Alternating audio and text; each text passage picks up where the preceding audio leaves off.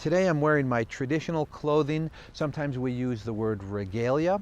Everything that I have comes specifically from the Haudenosaunee. It was all made specifically for me. I don't make it, that's not the skill that I have, but there are other Haudenosaunee people that have these skills. So it was a Mohawk man that made my breechcloth and my leggings and my medicine pouch. It was a Tuscarora man that made my wampum belt, although I do know how to make these as well. My sash made of wool was made by a Seneca woman, as well as my moccasins. An Onondaga woman made my ribbon shirt. This is what I'm wearing up top. And it was a Mohawk person that made my Gustowa. I actually got my choker from someone from down on Long Island from the Shinnecock Nation.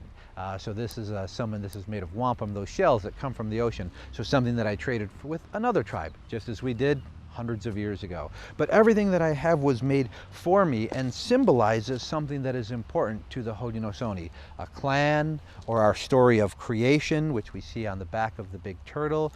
These types of symbols that were brought to us by Europeans, but made in silver or later in gold, that we adopted as part of our culture. The glass beads that came to us that we adopted and made part of our culture as well. Or the turtles that we see symbolizing my family all over my body. So these things are very important to us still, and we wear them at very special times. Maybe at a time when we are having religious ceremonies, or maybe at a time when we are teaching about who we are, at a parade or the New York State Fair, or at a place like here at Onondaga. And I wear my clothing, my traditional clothing, whenever I tell my stories. It puts me in what we call the good mind.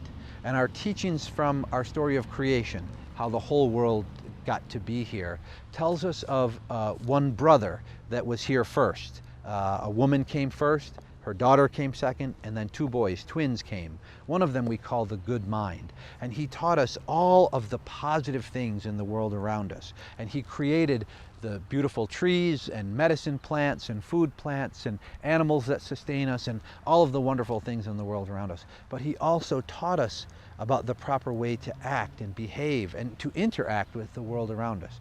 And we call that thinking with the good mind.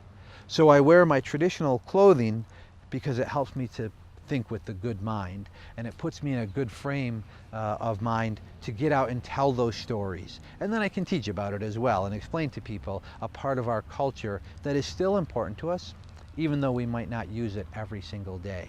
And that is what I think helps people when they go away from my show, to have that very positive image that we use these things to live in balance with nature around us, and that we continue to think with the good mind.